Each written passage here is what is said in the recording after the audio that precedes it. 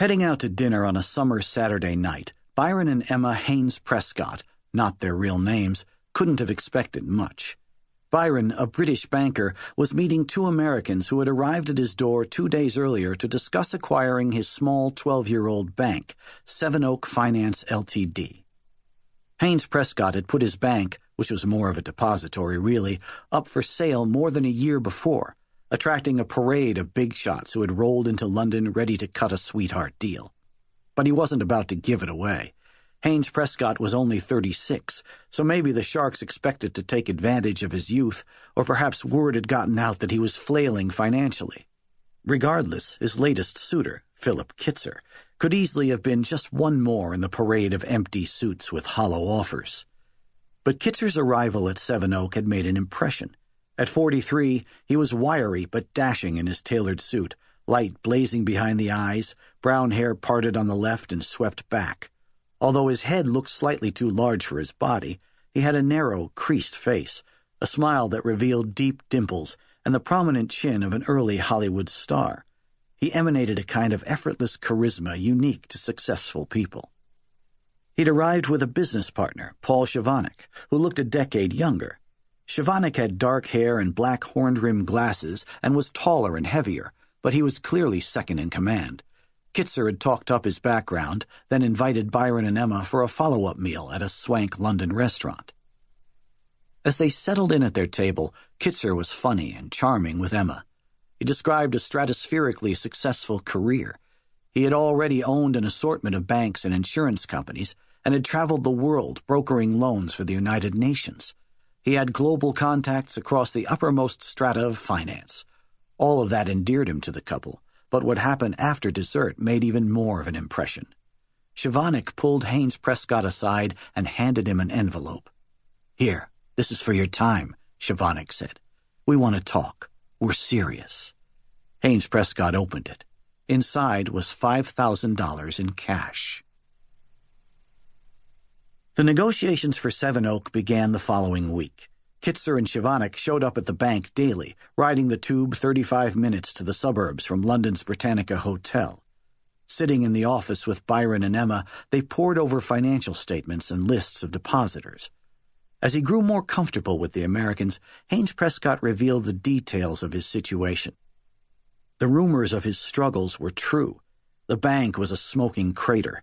Just a couple of months earlier, Seven Oak had promised readers of the Illustrated London News a return of 14% on deposits.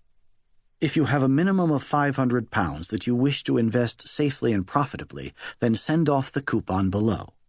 But Haynes Prescott had siphoned off £175,000, about $300,000, in deposits to fund a business called Sidco.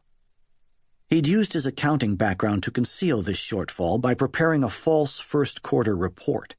He'd then sent the document to an accountant whom he'd paid to certify the fabricated figures before he submitted them to the UK's Board of Trade. Exactly how long Haynes Prescott could shield this financial sandcastle from the oncoming tides of government oversight was unclear. Beyond the £175,000, Seven Oak was £7,000 in the red to two banks with which it had relationships. Haynes Prescott was relieved to find that Kitzer wasn't put off by this. Kitzer assured him that none of that was any problem. In fact, he could help the Brit put his house back in order.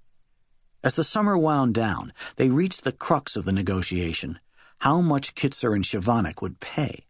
Haynes Prescott wanted, at the bare minimum, £175,000, so he could erase his debt, file a truthful statement with the Board of Trade, and walk away clear. But Kitzer took a tough stance. "If you think that anybody is going to buy this bank and put £175,000 into it in cash, you are badly mistaken," he said. "That will never happen. That's one of the reasons you haven't sold the bank. You better come up with a better idea." "Phil, we can work it out," Haynes Prescott replied. "It doesn't have to be cash. We can come up with something."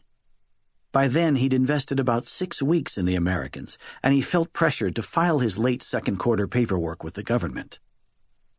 Kitzer then furnished a better idea. He and Chavanek would provide a letter indicating that Sterling and Company, Chavanek's Milwaukee-based corporation, would transfer about £175,000 to cover the bank's debts. Haynes Prescott would never touch the money, but he would walk away assured he was in the clear. As a bonus, the Americans would pay him £50,000 in cash. Haynes Prescott agreed to that offer.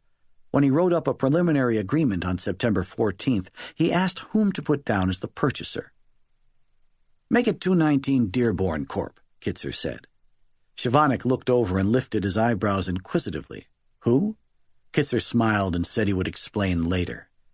Naturally, Haynes Prescott wanted assurances that Kitzer and Shavanik would honor the deal, and in the next few days he spelled out his demands. First, he wanted a notarized letter from Sterling and Company confirming that it was holding $300,000 on behalf of Seven Oak. Haynes Prescott also required further references, banks that could assure him that Sterling had sufficient assets or that would back the company up with their own funds. And he wanted a notarized letter providing assurance that Shavanik could authorize such transactions for Sterling. Haynes Prescott wrote out what he wanted, then stood there while Kitzer dictated it to Shavanik, who had flown back to Milwaukee. Dear Sirs, we hereby confirm that we are holding the sum of U.S. $300,000 on behalf of Seven Oak Finance Ltd. of Priory Buildings, Churchill, Orpington, Kent, England. The authorized signatory being Philip K. Kitzer. Yours faithfully, for and on behalf of Sterling and Company, N.A. P. Shavanik, President.